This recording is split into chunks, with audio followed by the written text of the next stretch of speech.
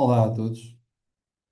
Desta vez quero falar um ponto de partida, de uma citação famosa de uma autora igualmente famosa, Anais Nin, que diz que não vemos as coisas como elas são, mas vemos as coisas como nós somos. Ora, isto tem muito que se lhe diga. Uma das coisas interessantes a ter em conta é que, no reino animal, por exemplo, os animais de diferentes espécies percepcionam a realidade de acordo com as suas faculdades perceptivas, que podem ser muito diferentes das nossas enquanto humanos. Há animais que veem outras faixas de energia luminosa, ouvem mais sons ou menos do que nós, cheiram melhor, assim por diante, têm um senso do gosto também diferente, têm um senso do tacto diferente. Partilham isso dentro de espécies e geralmente os animais dão atenção seletiva ao que tem a ver com a sua sobrevivência imediata. Aquilo que é para comer, aquilo que é para sentir, aquilo que pode representar a presença de predadores, aquilo que pode salientar a presença de presas e assim por diante. Nós humanos somos bastante animais, ou quase nada animais, dependendo, diria eu, de quem nós somos, efetivamente. E assim também a percepção que temos do mundo. Mas explicando um pouco melhor do que é que estou a falar, enquanto espécie humana, de modo geral, tirando algumas exceções como, vá lá, percepções, possibilidades perceptivas mais afinadas, nós vemos o mesmo tipo de coisas, vemos o mesmo tipo de faixas luminosas, temos percepção de som parecida entre grande parte dos membros da espécie humana, temos percepção olfativa também mais ou menos próxima, parecida, e assim por diante. Não temos grande diferença aí. No entanto, somos extremamente diferentes naquilo que selecionamos do mundo e no modo como olhamos para o mundo e para as coisas. Isso depende muitíssimo da nossa atenção seletiva. E a nossa atenção seletiva depende de quem somos e de quem estamos a ser em determinado momento. Quando eu sou pouco mais que um animal mais ou menos inteligente, eu estou sobretudo centrado nos meus interesses imediatos, corporais, físicos, na minha sobrevivência pessoal, estou interessado na minha identidade imediata e presto atenção àquilo que tem a ver com os meus desejos pessoais, com os meus medos pessoais, com os meus evitamentos, com os meus ódios de estimação, com as minhas projeções de vários tipos, com as minhas expectativas, com aquilo que me atrai, com aquilo que me provoca repulsa. Então, eu dou atenção a uma faixa pequenina do mundo, de acordo com os meus interesses mais imediatos e mais presos, por vezes, à sobrevivência. E às vezes também com os meus interesses, com a minha identidade mais ou menos tribalizada. Ou seja, dou atenção ao que parece estar de acordo com o pequeno grupo com que me identifico mais, ou com os pequenos grupos com que me identifico mais.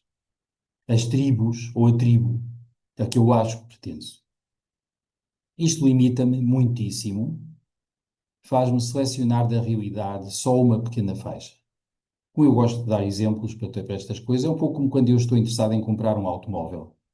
E de repente o mundo parece encher-se de automóveis com as características que eu procuro e com a faixa de preços que eu procuro e até com as cores. Então, de repente, o mundo parece encher-se de automóveis que têm as cores que eu estou a tentar selecionar e que têm aquela faixa de preço, têm as características gerais que me interessam. Ora bem, isto imita-me, claro, por vezes tem a ver justamente com o que eu atribuo a mim próprio, aquilo com que me identifico, o modo que eu me sinto, aquilo que eu penso que são as minhas capacidades e as minhas características. Tudo bem. Agora vamos imaginar que eu sou hipocondríaco. Bom, eu preocupo imenso com doenças, eu de certo modo tenho a cabeça cheia de doenças. Dou atenção a tudo que possam ser ameaças à minha saúde, que possa ferir-me, o possa infectar-me, o possa trazer-me uma virose. Todo o tipo de doenças, todo o tipo de produtos que podem envenenar-me, por exemplo. E isto faz com que eu me sinta, obviamente, mais amedrontado, mais ansioso. E esse medo e essa ansiedade, eventualmente, até reforçam a minha tendência para preocupar com ameaças. Se eu sou paranoico, isso significa que tenho tendência a pensar que o mundo é feio, porco e mau. Os outros querem o meu mal, querem roubar-me, querem apoderar-se das minhas coisas, querem fazer-me mal, eventualmente querem matar-me. E então, claro que vivo com medo, mas também eventualmente potenciando a agressividade e procurando alvos para a minha agressão. Vou ser pouco feliz assim, claro. Vamos imaginar, no entanto, que há alternativas. Mas antes de pensarmos nelas, pensamos ainda em outro assunto. Neste mundo há pessoas com grandes responsabilidades económicas e políticas que, no entanto, parecem ainda gerir sobretudo por interesses egocêntricos, pequeninos e egoístas, por paranoias mais ou menos pessoais, por interesses tribais e perdem completamente de vista uma visão alargada do mundo, do planeta, da natureza, da humanidade. Estas pessoas são divisivas e têm tendência a estar internamente divididas. Separam o mundo em classes, separam os povos, separam as pessoas de acordo com as que têm a ver com eles ou não, as contradizem os seus interesses ou não, etc. Não procuram tanto unificar, mas separam, quase diria, instintivamente. E isto é muito perigoso quando temos animais inteligentes, como se diz, com armas nucleares, com armas químicas, com armas eletromagnéticas, etc, etc. Mas regressemos a outro ponto.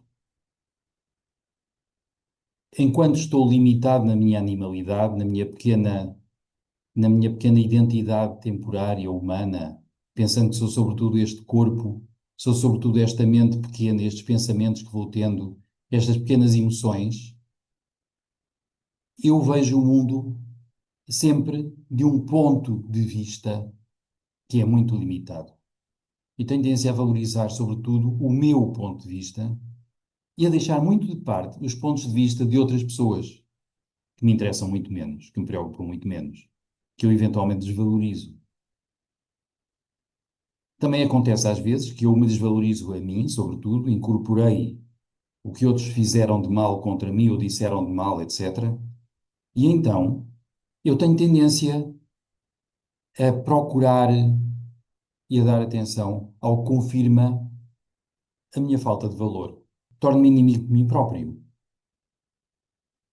e por vezes valorizo mais os outros. Separo-me dentro de mim, separo partes de mim e isto faz-me mal. Isto faz-me perder energia. E também faz com que eu tenha tendência, reciprocamente, ao olhar para o mundo exterior, a dar especial atenção ao que tem a ver, de novo, com os meus desejos, com os meus medos, com as minhas preocupações. O meu pequeno ponto de vista. Qual é a alternativa? Por um lado, se eu aprendo a aceitar-me plenamente como sou e a ter a coragem de me visitar a mim mesmo em todos os departamentos do meu ser, é mais fácil compreender-me, estar bem comigo, ter acesso a toda a minha energia e, do mesmo modo, ressoar com os outros, percebê-los melhor e relacionar-me com eles de maneira empática, porque aceitando-me é mais fácil aceitar os outros. É mais fácil ver nos outros muita coisa que eu já encontrei em mim. Isto ajuda-me nos relacionamentos. Agora, é importante perceber que há uma maneira de estar interiormente, que eventualmente todos nós humanos estamos a desenvolver e vamos desenvolvendo, que implica estarmos, sobretudo, como seres de consciência, como almas, e aí as coisas mudam de figura. Nós estamos interessados em coisas cada vez maiores e mais abrangentes. Nós damos atenção seletiva à beleza das coisas e dos seres em toda a parte. Nós estamos em sintonia com valores alargados, com algo que orienta as nossas vidas. Mas estes valores têm tendência a ser valores abstratos, que nos ajudam a integrar e compreender os outros. Valores de verdade, de justiça, de inclusão, de amor, de compaixão, valores de beleza, valores de ética, que pretende ser alargada e integrativa. Quando eu, de algum modo, olho para as coisas, sobretudo como alma, eu tenho tendência a maravilhar-me com o mundo muito mais facilmente. Eu tenho tendência a querer pertencer, a fazer o possível por me integrar e por estar em harmonia com um todo maior e com outros todos maiores a que eu pertenço. A minha identidade alarga-se, expande-se. E interessam pelos pontos de vista e que eu diria também pelos pontos de sentimento e pelos pontos de percepção alargada dos outros todos. Porque eu percebo que eles me enriquecem. Percebo que eles contribuem para mim como eu contribuo para o mundo e para eles. Torna-se mais fácil cultivar a paz quando se está num regime assim. E então vamos retomar esta noção, vamos ver as coisas como nós somos, mas vamos ser almas conscientes, lúcidas, que estão em crescimento, que são integrativas, que são compassivas, que alargam, que querem contribuir e querem deixar que todos contribuam para um todo mais harmónico. Trata-se de cultivar a paz. E é disto que eu queria falar. Como sempre, se gostarem, comentem, partilhem, subscrevam o canal. E até breve.